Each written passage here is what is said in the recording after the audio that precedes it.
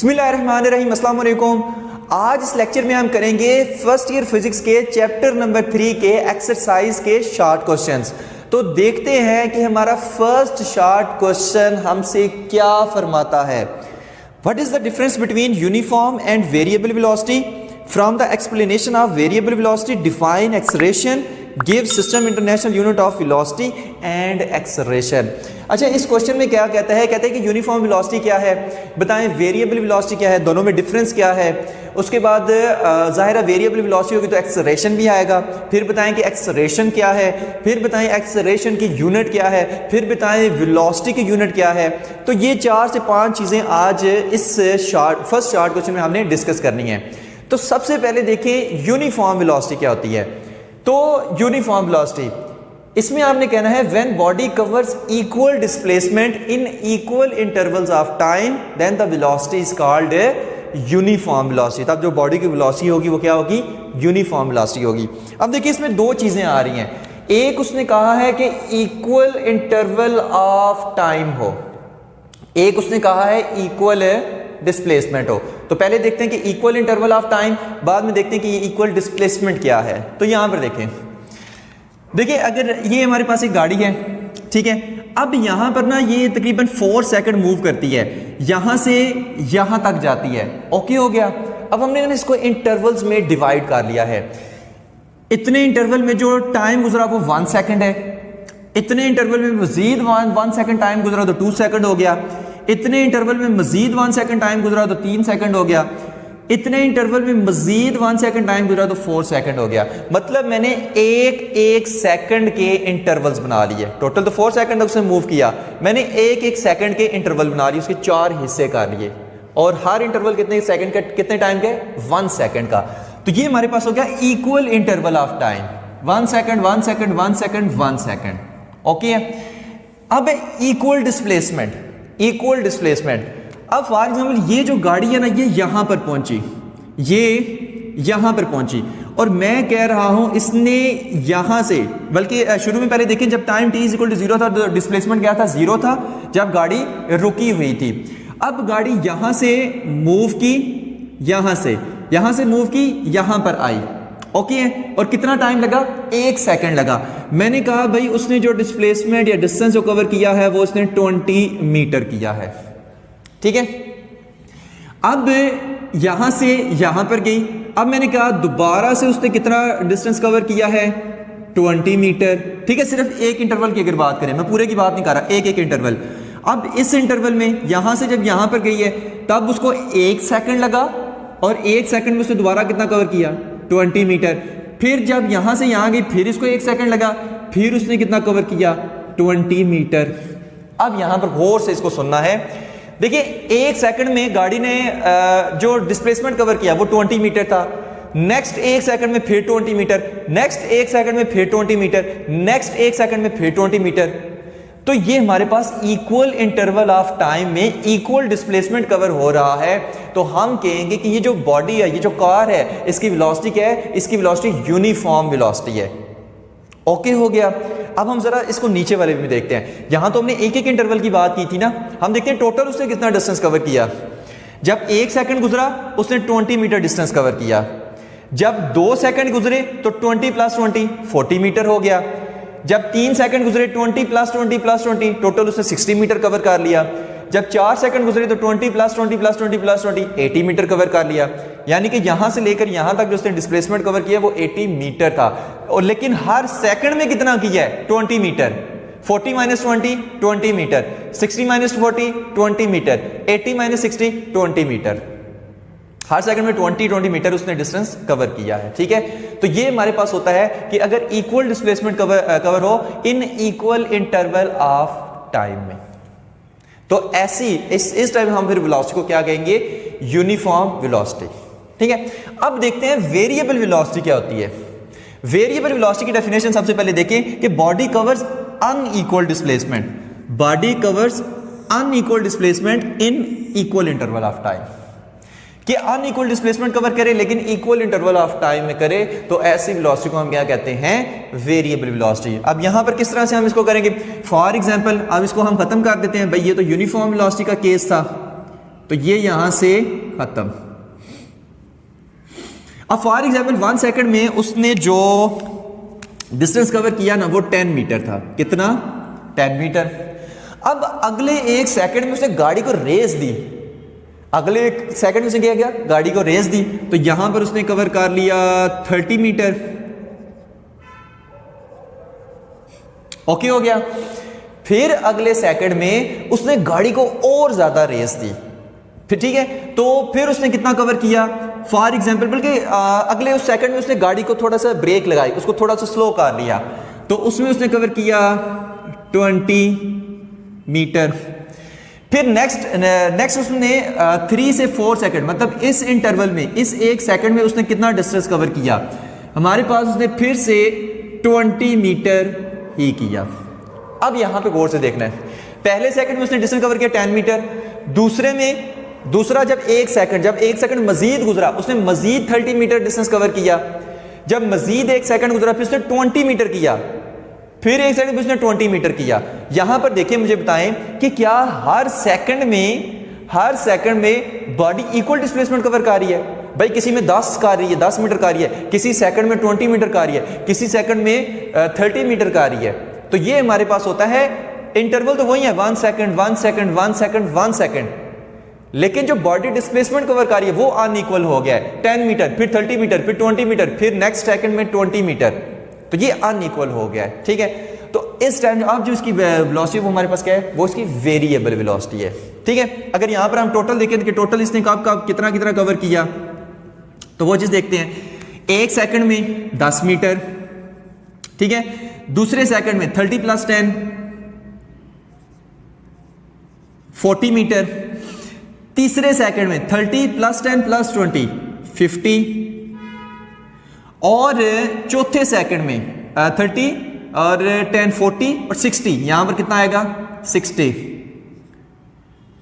और नेक्स्ट में 20 + 20 40, 30 + 30 + 10 80 मीटर। अब देखिए, अब उसने कितना डिस्टेंस कवर किया? टोटल 80 मीटर ही किया है, लेकिन रास्ते में उसने क्या किया है? किसी सेकंड में रेस ज्यादा दे दी, किसी सेकंड में रेस कम कर दी, किसी सेकंड में 10 मीटर हुआ, किसी सेकंड में 30, किसी में 20, किसी में 20। तो वेरिएबल वेलोसिटी से इसने कितना कवर किया? 80 मीटर डिस्टेंस कवर किया है, और पहले यूनिफॉर्म वेलोसिटी से उसने 80 मीटर डिस्टेंस कवर किया था। तो ये हमारे पास होती है यूनिफॉर्म वेलोसिटी और वेरिएबल वेलोसिटी। 10 दूसरे 2 सेकंड के बाद देखा तो 40 मीटर उसने कवर किया, 3 सेकंड के बाद देखा तो 60 मीटर कवर किया हुआ, 4 के बाद देखा तो 80 मीटर। तो अगर इस तरह की हमारे पास वेलोसिटी हो तो इसमें हम कहते हैं कि ये हमारे पास क्या है? Variable velocity. ठीक है, नेक्स्ट चीज उसने पूछी थी एक्सेलरेशन। याद रखें, यूनिफॉर्म वेलोसिटी में डायरेक्शन और मैग्नीट्यूड चेंज नहीं होते, और वेरिएबल वेलोसिटी में डायरेक्शन भी चेंज हो सकती है, मैग्नीट्यूड भी चेंज हो सकता है। अब यहां पर देखें, मैग्नीट्यूड चेंज हो रहा है, 10 मीटर पर सेकंड इतने इंटरवल में, 30 मीटर पर सेकंड इतने इंटरवल में, 20 मीटर पर सेकंड। तो इसमें क्या है? मैग्नीट्यूड चेंज हो रहा है। और हमें पता है कि जब भी वेलोसिटी में चेंज आता है विद रिस्पेक्ट टू टाइम, इसी को तो हम एक्सेलरेशन कहते हैं, 9 10 से पढ़ते हुए आ रहे हैं। ठीक है, तो एक्सेलरेशन क्या होता है? The time rate of change of velocity of a body is called acceleration del v/del t। मतलब अगर वेलोसिटी में चेंज आ रहा है विद रिस्पेक्ट टू टाइम, तो इसी को हम क्या कहते हैं? एक्सेलरेशन। और वो वेलोसिटी में चेंज कहां पर आता है? ये वेरिएबल वेलोसिटी में। ओके, अब नेक्स्ट एक्सेलरेशन की यूनिट मीटर पर सेकंड स्क्वायर, हम सबको ही पता है। ठीक है, और वेलोसिटी की यूनिट क्या होती है? मीटर पर सेकंड, क्योंकि वेलोसिटी क्या होती है? Change in displacement with respect to time. तो डिस्प्लेसमेंट की मीटर, टाइम की सेकंड, तो इसकी यूनिट क्या हुई? मीटर पर सेकंड। और यहां पर जब हम पुट करेंगे तो मीटर पर second divided by time unit second, तो ये हमारे पास क्या हो जाएगा? मीटर पर सेकंड स्क्वायर। ठीक है, एक्सेलरेशन की मीटर पर सेकंड स्क्वायर, वेलोसिटी की मीटर पर सेकंड। ये था हमारा क्वेश्चन नंबर 1। अब देखते हैं हम अपना question number 2। An object is thrown vertically upward, discuss the sign of acceleration due to gravity relative to velocity while the object is in air. अब देखें, जब भी कोई ऑब्जेक्ट ऊपर की तरफ जाता है, जब भी उसके कोई ऑब्जेक्ट ऊपर की तरफ जाता है, तो उस पर फोर्स ऑफ ग्रेविटी किधर लगती है? डाउनवर्ड लगती है। और एक्सेलरेशन ड्यू टू ग्रेविटी जो उसका होगा वो भी किधर होगा? Downward. Acceleration due to gravity, gravity की फोर्स किधर है? डाउनवर्ड। तो एक्सेलरेशन ड्यू टू ग्रेविटी किधर होगा? डाउनवर्ड। अब acceleration due to gravity downward, velocity of object वो किधर जा रहा है, अपवर्ड।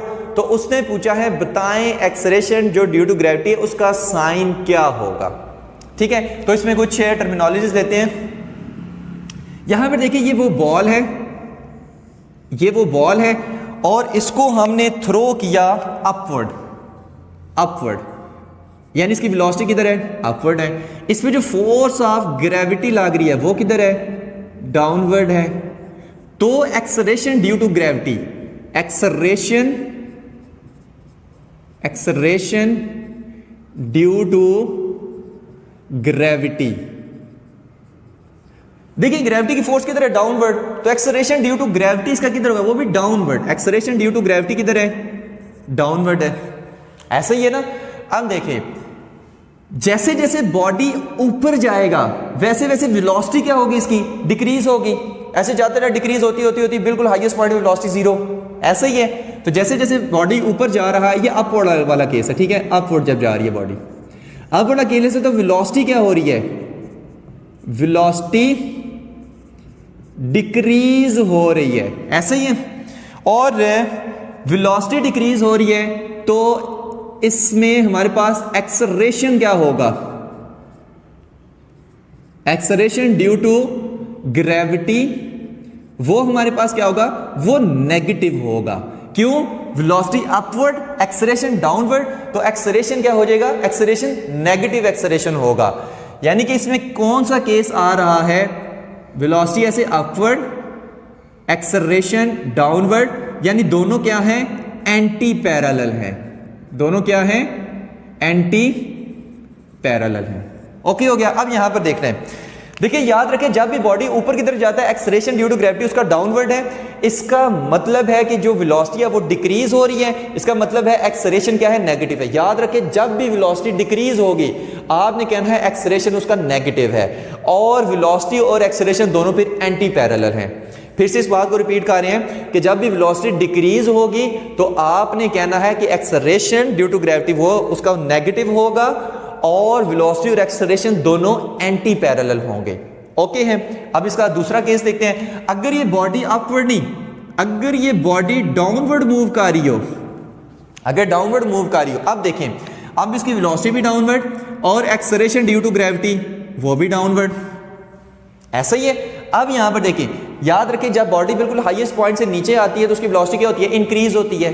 ऐसे ही है। जब वेलोसिटी इस केस में फिर क्या होगी, इंक्रीज, डाउनवर्ड। जब वो डाउनवर्ड मूव कर रहा है तो वेलोसिटी क्या हो रही है, इंक्रीज। वेलोसिटी क्या हो रही है, इंक्रीज। और इसमें एक्सेलरेशन और वेलोसिटी दोनों क्या है, वेलोसिटी और एक्सेलरेशन दोनों क्या है, पैरेलल हैं। और जो एक्सेलरेशन फिर होगा, एक्सेलरेशन ड्यू टू ग्रेविटी होगा, वो क्या होगा, वो पॉजिटिव में होगा। ओके, तो ये चीजें याद रखनी है। ऊपर जा रहे हैं वेलोसिटी डिक्रीज, एक्सेलरेशन उसके डाउनवर्ड मतलब अपोजिट होगा, तो तब एक्सेलरेशन हमारे पास क्या साइन उसके साथ हम लगाएंगे, एक्सेलरेशन ड्यू टू ग्रेविटी वो नेगेटिव में आएगा। ठीक है, नेगेटिव जस्ट का साइन जस्ट शो करता है। ठीक है, कि दोनों अपोजिट डायरेक्शन में है। वेलोसिटी और उसमें एंटी पैरेलल होंगे, वेलोसिटी और एक्सेलरेशन। जब डाउनवर्ड बॉल आ रही होगी, जब बॉल डाउनवर्ड आ रही होगी तो इसमें हमारे पास वेलोसिटी इंक्रीज होगी, एक्सेलरेशन और वेलोसिटी दोनों एक ही डायरेक्शन में होंगे, दोनों पैरेलल होंगे।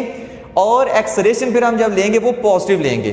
बॉल अपवर्ड जा रहा है तो acceleration due to gravity negative, ball downward आ रहा है तो acceleration due to gravity positive लेंगे। ओके हो गया। अब क्वेश्चन में उसने ये पूछा है कि जब बॉल अपवर्ड जा रहा है तो एक्सेलरेशन ड्यू टू ग्रेविटी क्या होगा, तो आप कहेंगे जब बॉल अपवर्ड जा रहा है तो एक्सेलरेशन ड्यू टू ग्रेविटी वो नेगेटिव होगा।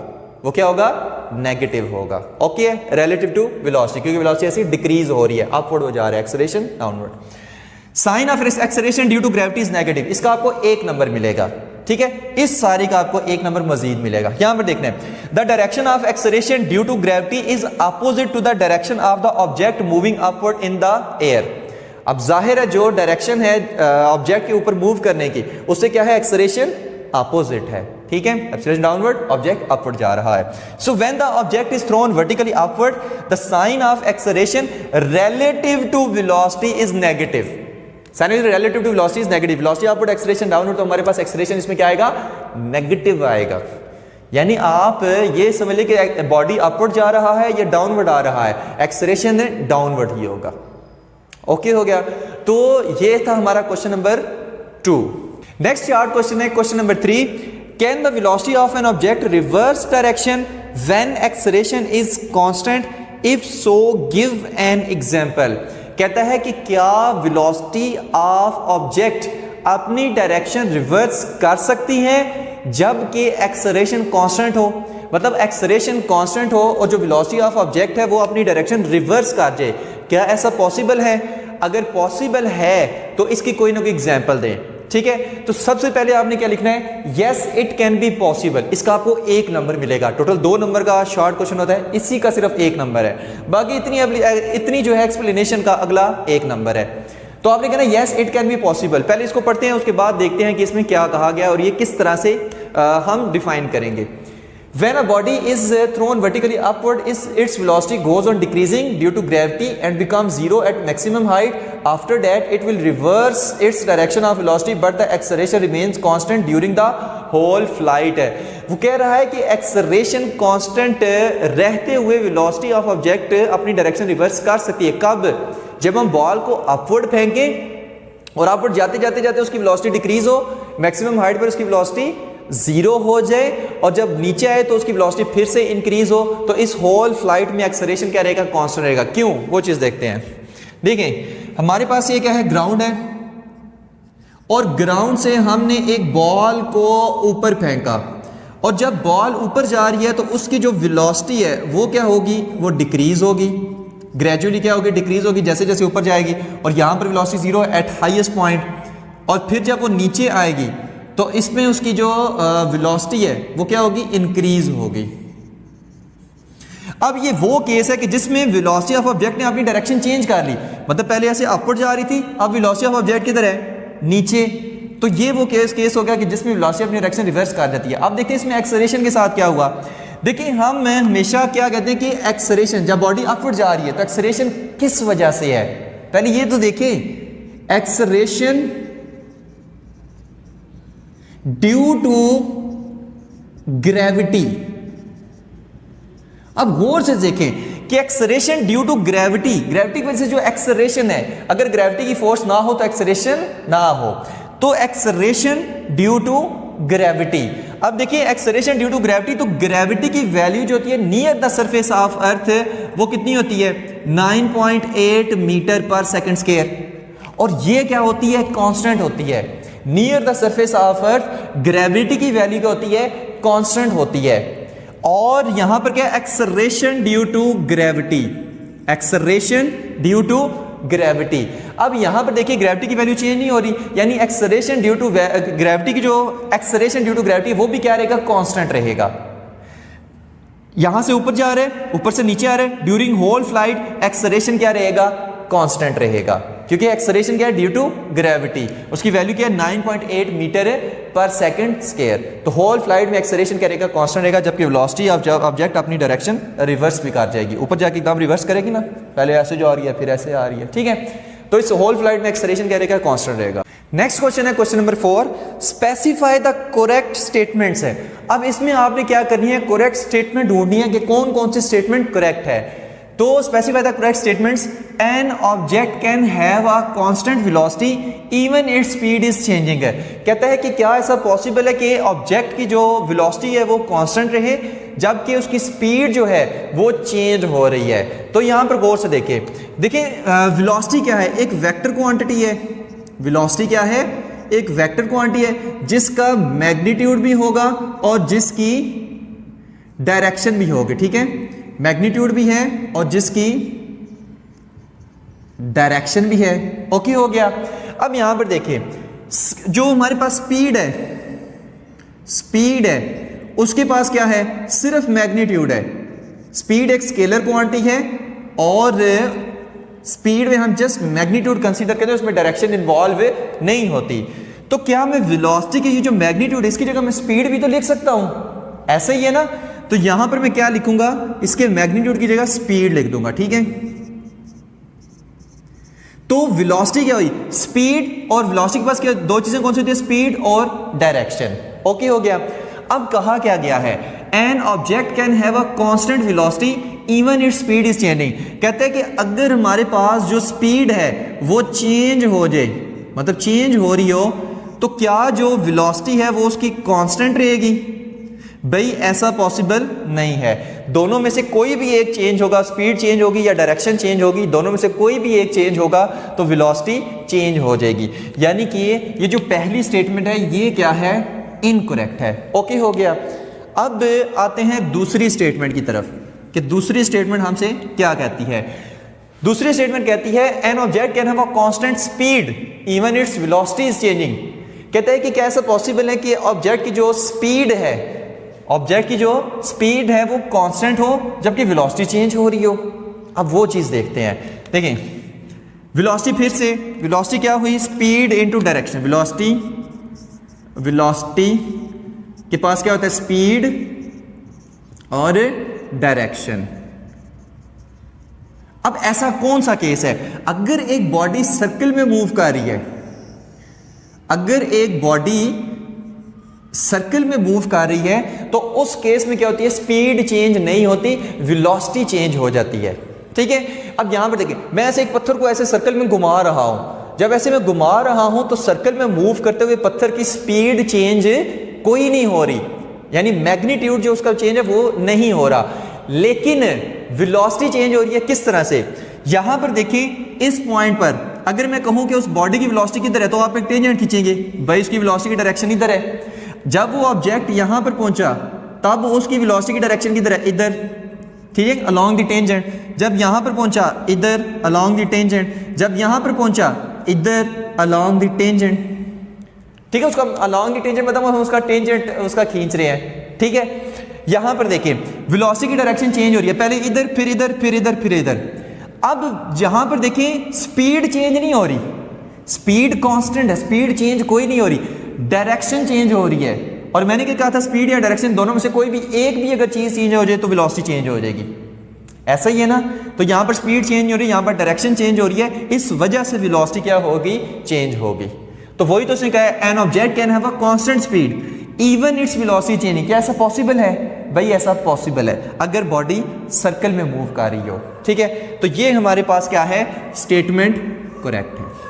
ठीक है, थर्ड स्टेटमेंट की तरफ चलते हैं। एन ऑब्जेक्ट कैन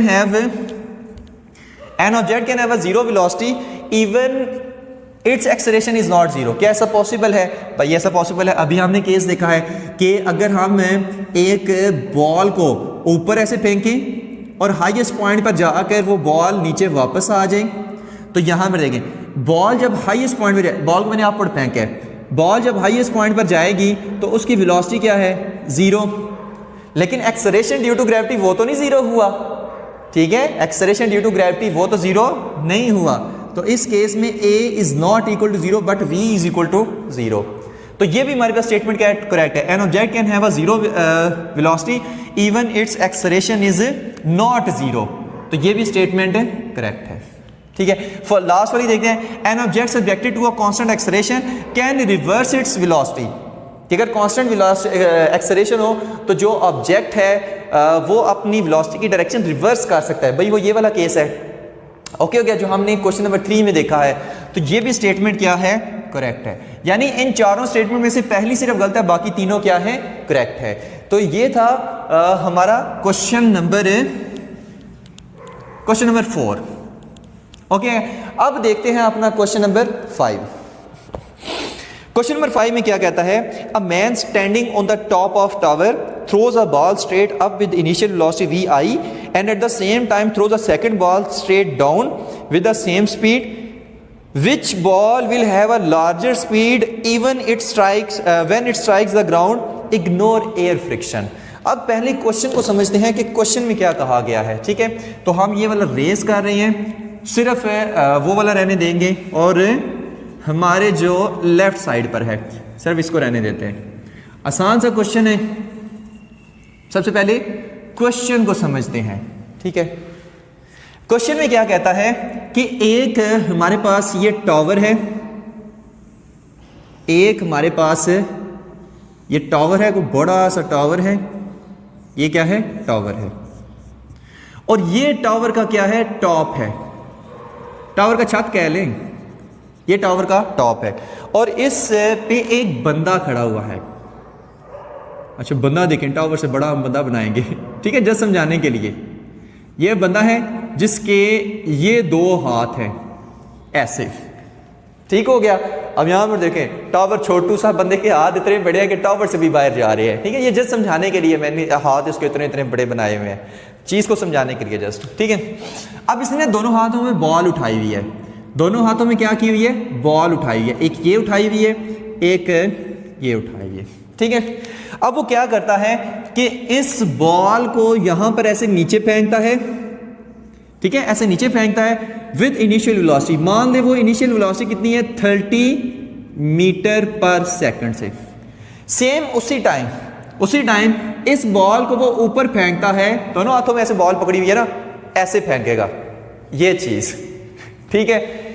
इसी को उसके फेंकता है तो इनिशियल वेलोसिटी इसको भी कितनी देता है, 30 मीटर पर सेकंड, ठीक है, इसको भी इतनी वेलोसिटी देता है। पूछा ये गया है कि ये हमारे पास ग्राउंड है, ये ग्राउंड है। अब जब ये वाली बॉल इस ग्राउंड पर पहुंचेगी और जब ये वाली बॉल ऊपर से होकर फिर इस ग्राउंड पर पहुंचेगी, दोनों में से वेलोसिटी किसकी, दोनों में से स्पीड किसकी ज्यादा होगी, ठीक है। मैं कह रहा हूं कि ये बॉल ग्राउंड पर पहुंचेगी और फिर ये बॉल ऊपर से होकर ये भी ग्राउंड पर पहुंचेगी, तो दोनों में से किसकी स्पीड ज्यादा होगी, ये उसने क्वेश्चन में पूछा हुआ है। तो सबसे पहले लिखिए both the balls hit the ground with the same speed, दोनों की स्पीड सेम होगी। अब किस तरह से सेम होगी वो चीज देखते हैं। देखिए ये तो उसने भेजी है 30 मीटर पर सेकंड से नीचे की तरफ। अब ये इसकी इनिशियल वेलोसिटी है, ये क्या है, इसकी इनिशियल वेलोसिटी है। अब ये वाली बॉल उसने किधर भेजी है, अपवर्ड, इनिशियल वेलोसिटी से अपवर्ड फेंकी है। तो जब ये नीचे आएगी, कितनी इनिशियल वेलोसिटी, 30 मीटर पर सेकंड। अब ये बॉल किधर जाएगी, ऊपर जाएगी, और हमें पता है बॉल के ऊपर जाते हुए स्पीड क्या होती है, 0 हो जाती है। तो यहां पर देखिए 30, जब ऊपर थोड़ी सी गई 20 रहेगी, ऊपर गई 10 रहेगी, और यहां पर इसकी स्पीड क्या हो गई, 0 हो गई, ठीक है। ऊपर जाते हुए बॉल की स्पीड कम होती है ना, तो 30, 20, 10 और 0। अब यहां से हाईएस्ट पॉइंट से बॉल क्या करेगी, वापस आएगी, तो यहां पर उसकी स्पीड 10। आपको पता है नीचे आते हुए बॉल की स्पीड इंक्रीज होती है, ठीक है, क्योंकि एक्सेलरेशन ड्यू टू ग्रेविटी भी नीचे, वेलोसिटी ऑफ बॉल भी नीचे की तरफ, तो उसकी स्पीड इंक्रीज होगी। जब यहां पर आएगी वो बॉल तब उसकी 20, जब यहां पर आएगी तब उसकी 30। अब यहां पर देखिए जब ये बॉल इसके हाथ से यहां से निकली है, मतलब ये इसकी पॉइंट पोजीशन है, ऊपर जाते तब इसकी कितनी, 30 मीटर पर सेकंड। अब जब वापस ऊपर से होकर दोबारा इस पॉइंट पर आई है, अब भी उसकी वेलोसिटी कितनी है, 30 मीटर पर सेकंड। अब देखिए ये बॉल उसने नीचे की तरफ फेंकी थी 30 मीटर पर सेकंड, और ये वाली बॉल ऊपर से होकर जब दोबारा इसी पॉइंट पर आई है तब भी इसकी हमारे पास वेलोसिटी कितनी है, 30 मीटर पर सेकंड, ठीक है। इसकी स्पीड कितनी है, 30 मीटर पर सेकंड। अब ये भी 30 मीटर पर सेकंड से नीचे आ रही है, ये भी 30 मीटर पर सेकंड से नीचे आ रही है। तो जब ये यहां पर पहुंचेगी इसकी 40 हो जाएगी, इसकी 50 फिर हो जाएगी, यहां पर 60 हो जाएगी, यहां पर 70 हो जाएगी। इसी तरह जब ये पहुंचेगी तो 40, 50, 60 और 70 ऐसे ही है। तो देखिए दोनों की जो स्पीड है, एक ये बॉल पहुंची है, ये बॉल यहां से होकर ये भी पहुंचे, दोनों की स्पीड है सेम नहीं है, ओके हो गया। तो दोनों की जब ग्राउंड पे ये पहुंचेंगी दोनों की स्पीड क्या होगी, सेम होगी, ओके। लेकिन टाइम का डिफरेंस आ जाएगा, बस ये होगा कि ये बॉल पहले पहुंचेगी और ये बॉल थोड़ी पहले ऊपर गई है, फिर नीचे आई है, फिर यहां से और नीचे आई है, तो ये बॉल थोड़ी लेट पहुंचेगी। टाइम का डिफरेंस आ जाएगा, ये बॉल पहले पहुंचेगी, ये बॉल बाद में पहुंचेगी, लेकिन दोनों जो हिट करेंगी ग्राउंड पे वो सेम स्पीड से करेंगी, सेम टाइम से नहीं, सेम स्पीड से। फॉर एग्जाम्पल ये भी 70 मीटर पर सेकंड, ये भी 70 मीटर पर सेकंड, लेकिन टाइम का बस थोड़ा डिफरेंस हो जाएगा, ये पहले आ जाएगी, ये बाद में आएगी, ओके हो गया। तो इसको हम कैसे करेंगे, डिफाइन करेंगे, द बॉल, पहले तो ये लिखना, इसका 1 नंबर होगा, both the balls hits the ground with the same speed. फिर ये एक्सप्लेनेशन का 1 नंबर होगा, the ball which is thrown vertically up with velocity vi will have same velocity vi when it reaches back to the top of tower। जब वो यहाँ से होके दोबारा यहाँ पर आएगी टावर के टॉप तक, तब उसकी दोबारा जो इनिशियल वेलोसिटी जिसे फेंका था वही इनिशियल वेलोसिटी उसकी दोबारा होगी 30 मीटर पर सेकेंड। और इसमें हम क्या करें, एयर फ्रिक्शन को इग्नोर कर रहे हैं। So the two balls have same downward velocity at the top of tower। तो दोनों टॉप ऑफ टावर दोनों बॉल्स की इनिशियल वेलोसिटी क्या होगी, सेम होगी। Hence they hit the ground with same final velocity। Same final velocity से दोनों ground को हिट करेगी। ओके हो गया। तो ये था हमारा क्वेश्चन नंबर 5। नेक्स्ट क्वेश्चन है question number 6। Explain the circumstances in which the velocity v and acceleration a of a car are parallel, anti-parallel, perpendicular to one another. v is 0 but a is not 0, a is 0 but v is not 0। ठीक है, तो उसने कहा गया है, कहने कि explain the circumstances in which the velocity v and acceleration of a car are. जब एक कार की वेलोसिटी v और एक्सेलरेशन a जब पैरेलल हो तो ये कौन सा केस होगा, एंटी पैरेलल हो तो ये कौन सा केस होगा, परपेंडिकुलर टू वन अनदर हो तो फिर कौन सा केस होगा, velocity is 0 but a is not equal to 0 ये कौन सा केस होगा, a is 0 but v is not equal to 0 ये कौन सा केस होगा। तो सबसे पहले देखते हैं कि ऐसा कौन सा केस है जिसमें वेलोसिटी और एक्सेलरेशन दोनों पैरेलल रहते हैं। ठीक है, अब देखिए अगर हमारे पास जो वेलोसिटी है वो इंक्रीज हो रही हो, वेलोसिटी क्या कर रही हो, इंक्रीज हो रही हो, वेलोसिटी क्या हो, इंक्रीजिंग हो, यानी कि जब हम गाड़ी में बैठे हैं तो हमने उसको एक्सेलरेटर दिया, जब हमने उसको एक्सेलरेटर दिया तो गाड़ी शू करके मतलब उसकी स्पीड क्या हुई, इंक्रीज हुई। जब स्पीड इंक्रीज हुई तो याद रखें जब भी वेलोसिटी इंक्रीज होती है तो जो हमारे पास वेलोसिटी और एक्सेलरेशन होते हैं ये दोनों आपस में पैरेलल होते हैं। ओके हो गया, ये हम फर्स्ट शार्ट क्वेश्चन में भी आपको बता चुके हैं। इसी तरह एंटी पैरेलल के वाले केस में जैसे हम गाड़ी को ब्रेक लगाते हैं ना, मतलब हम क्या कर रहे हैं, उसकी स्पीड को, उसकी वेलोसिटी को डिक्रीज कर रहे हैं। और जब भी जो वेलोसिटी है वो डिक्रीजिंग होगी, मतलब डिक्रीज कर रही होगी, तो उस वक्त वेलोसिटी और एक्सेलरेशन आपस में क्या होंगे, एंटी पैरेलल होंगे। ओके हो गया, तो ये भी चीज याद रखनी है। ये चीज, ये दोनों चीजें मैं आपको बार बार इसको कह रहे हैं फर्स्ट शार्ट क्वेश्चन, ये I think second short question मैंने आपको बताई थी। ठीक है, ये दोनों चीजें सेकंड शार्ट क्वेश्चन में। अब वेलोसिटी डिक्रीज अभी हो रही है तो वेलोसिटी और एक्सेलरेशन दोनों एक दूसरे के एंटी पैरेलल हो जाते हैं। परपेंडिकुलर टू वन अनदर ये कौन सा केस होगा, जब भी कोई बॉडी है वो सर्कल में मूव करती है, सर्कल में मूव करती है तो हमेशा वेलोसिटी और एक्सेलरेशन उसके वो परपेंडिकुलर एक दूसरे के होते हैं। जैसे ये बॉडी है, इसकी वेलोसिटी अगर हम टेंजेंट खींचे यहाँ पर, ये बॉडी है, वेलोसिटी इसकी किधर होगी, अपवर्ड।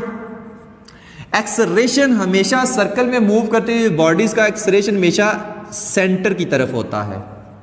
ठीक है, जब बॉडी यहां पर पहुंचेगी जो इसकी वेलोसिटी किधर है, इधर, और एक्सेलरेशन सेंटर की तरफ। ओके हो गया।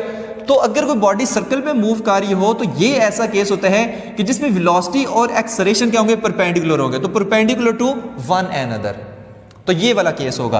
अब चौथा केस क्या है, v 0 but a is not equal to 0। ऐसा कौन सा केस है जिसमें v 0 हो जाए लेकिन a is not equal to 0। ठीक है, कार वाले केस में, क्योंकि कार का उसने कहा हुआ है। तो उसमें हम कौन सा केस लेते हैं कि जैसे ही हम कार को ब्रेक अप्लाई करते हैं ना, जैसे ही ब्रेक अप्लाई करते हैं उसी वक्त कार क्या हो जाती है, रेस्ट पे आ जाती है, और रेस्ट पे आ जाती है तो उसकी वेलोसिटी क्या हो जाती है, 0 हो जाती है। लेकिन उसी लम्हे जो है वो उसका एक्सेलरेशन अपोजिट होता है, लेकिन वो 0 नहीं होता। ठीक है, एक कुछ देर के लिए, ये नहीं कि हमेशा के लिए ऐसे ही रहेगा। जैसे ही ब्रेक अप्लाई की एकदम से गाड़ी रेस्ट पे आई तो उसी लम्हे के लिए वेलोसिटी तो 0 हो जाती है लेकिन एक्सेलरेशन 0 नहीं होता, उसके अपोजिट होता है। सेम इसी तरह जैसे हम गाड़ी को एकदम से स्टार्ट करते हैं, मतलब स्टार्ट किया यानी इंजन स्टार्ट किया है, इंजन स्टार्ट करके जैसे ही हमने रेस दी है, जैसे ही रेस दी एकदम गाड़ी ने थोड़ा सा वो क्या करे, ठंडा एकदम सांस सा भरा, तो उस वक्त हम कहते हैं कि वेलोसिटी 0 है but acceleration is not equal to 0। ठीक है, तो adjust at the time of starting the car और adjust at the time of stopping the car. ठीक है, जैसे हम उसको स्टॉप करते हैं, जैसे हम उसको स्टार्ट करते हैं या जैसे हम उसको स्टॉप करते हैं, तो इन दोनों केसेस में जो वेलोसिटी है वो तो 0 होती है लेकिन एक्सेलरेशन उसका 0 नहीं होता, लेकिन सिर्फ एक लम्हे के लिए, यानी throughout the motion. Next है पांचवा, a is equal to zero but v is not equal to zero. ऐसा कौन सा केस है जिसमें v तो जीरो नहीं होता लेकिन एक्सेलरेशन जीरो हो जाता है? ऐसा वो है कि जब कोई बॉडी मूव्स या car move with constant velocity, car move with constant velocity. अगर कोई गाड़ी है वो कांस्टेंट वेलोसिटी से मूव कर रही है, मतलब for example throughout the motion 30 meter पर सेकंड, यहां से फॉर एग्जांपल मुल्तान पहुंच गई है तो 30 मीटर पर सेकंड है, उसकी एक मतलब कांस्टेंट उसकी एक वेलोसिटी रही है, तो तब उसकी वेलोसिटी चेंज नहीं हो रही।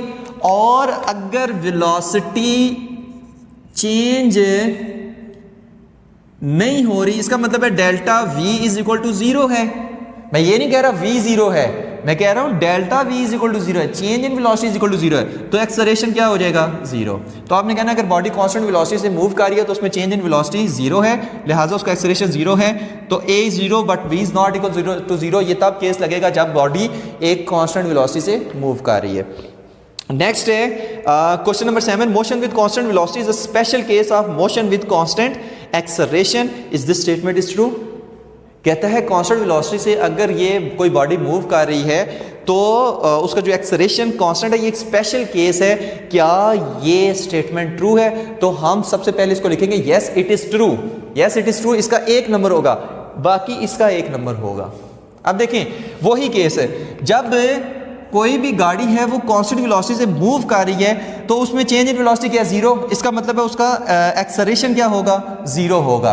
और याद रखें कि ये जो जीरो है ये भी एक कांस्टेंट नंबर होता है, as zero is also a constant quantity, तो इसको भी हम एज अ कांस्टेंट ही ट्रीट करते हैं, इसको भी हम एज अ कांस्टेंट ही ट्रीट करते हैं। तो ये वो वाला केस है कि motion with constant velocity is a special case of motion with constant acceleration, कि जब कोई बॉडी कांस्टेंट वेलोसिटी से मूव कर रही हो तो जो उसका एक्सेलरेशन होता है वो क्या होता है? जीरो हो जाता है। और हम जीरो भी क्या है? एक नंबर है, तो हम जीरो को भी हम कहते हैं ये भी क्या है? एक कांस्टेंट क्वांटिटी है। एक्सेलरेशन जीरो हो गया तो हम कह रहे हैं कि एक्सेलरेशन कांस्टेंट हो गया, ठीक है, क्योंकि जीरो भी एक नंबर है, एक क्वांटिटी है, तो इसको भी हम एज अ कांस्टेंट ही डील करते हैं, ठीक है।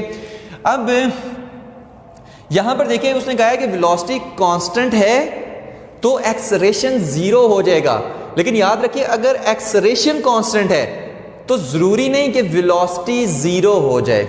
इसको फिर से रिपीट कर रहे हैं कि मैंने क्या कहा है कि अगर एक्सेलरेशन कांस्टेंट है तो जरूरी नहीं कि वेलोसिटी भी कांस्टेंट हो। जैसे हमने देखा था ना एक्सेलरेशन ड्यू टू ग्रेविटी कि वेलोसिटी डिक्रीज हो रही है फिर इंक्रीज हो रही है, उसमें एक्सेलरेशन ड्यू टू ग्रेविटी क्या है? कांस्टेंट है, लेकिन वेलोसिटी जीरो नहीं है। लेकिन अगर वेलोसिटी हमारे पास कांस्टेंट है तो फिर एक्सेलरेशन लाजमी कांस्टेंट होगा, इसलिए हम कहते हैं कि it is a special case of motion, ठीक है। ये जो भी मैंने बात की इसको बार बार रिपीट करके सुने, इंशाल्लाह ये समझ आ जाएगी, ठीक है। बहरहाल आपको यही बात लिखने की जरूरत नहीं है, आपने जस्ट यहां तक लिखना है, ओके हो गया। अब इसी को एक दफा पढ़ लेते हैं कि yes it is true when the body moves with constant velocity then the change in velocity is zero so the acceleration is zero as zero is also a constant quantity therefore this is the special case of motion, ठीक है। इसलिए हम इसको क्या कहते हैं ये एक स्पेशल केस ऑफ मोशन है। तो ये था हमारा क्वेश्चन नंबर 7। नेक्स्ट क्वेश्चन है question number 8, find the change in momentum for an object subjected to a given force for a given time. आपने क्या करना है? चेंज इन मोमेंटम फाइंड करना है, जबकि जो एक मैस है उस पर कोई फोर्स लग रही है तो आपने बताना है कि उसमें चेंज इन मोमेंटम कितना आया है। And state law of motion in terms of momentum, और लॉ ऑफ मोशन बताना है इन टर्म्स ऑफ मोमेंटम, यानी मोमेंटम के टर्म में आपने लॉ ऑफ मोशन बताना है। यहाँ पर एक केस कंसीडर करते हैं, फॉर एग्जांपल ये हमारे पास एक मैस है, ठीक है, और इस पर हम एक फोर्स अप्लाई कर रहे हैं। जब फोर्स अप्लाई कर रहे हैं तो उसकी इनिशियल वेलोसिटी वी आई है और ये डिस्टेंस कुछ ना कुछ कवर करने के बाद मैस यहाँ पर पहुंचा, तब इसकी फाइनल वेलोसिटी कितनी होगी? है वी एफ है। तो बताएं चेंज इन मोमेंटम कितना आया है, तो वो देखते हैं। देखिए एक्सेलरेशन हमारे पास कितना आया है, क्योंकि चेंज इन वेलोसिटी हो रही तो एक्सेलरेशन भी आएगा। वो कितना है? V F minus V I divided by T, okay हो गया। और सेकंड लॉ ऑफ मोशन हमें क्या कहता है, F is equal to M A. अब इसको इसमें पुट कर दे तो F is equal to M V F minus V I divided by T. तो क्या मैं इसको इस तरह लिख सकता हूँ, F is equal to M V F minus M V I divided by T. यानी इतना इसके मोमेंटम में चेंज आया है। मोमेंटम का फार्मूला क्या होता है, P is equal to M V, P is equal to M V, ये मोमेंटम का फार्मूला होता है। अब यहां पर देखिए M V F minus M V I divided by T, तो ये एम वी क्या है, momentum, final momentum, minus M V I initial momentum. तो change in momentum with respect to time आ रहा है। ओके हो गया। अब उसने कहा इसी को लॉ ऑफ मोशन में आप law of motion in terms of momentum बताएं। तो देखिए the time rate of change of momentum of a body is equal to applied force. The time rate of change of momentum is equal to applied force. यही हमारे पास होता है law of motion in terms of momentum, और यही उसने हमसे पूछा था। ये था हमारा क्वेश्चन नंबर 8।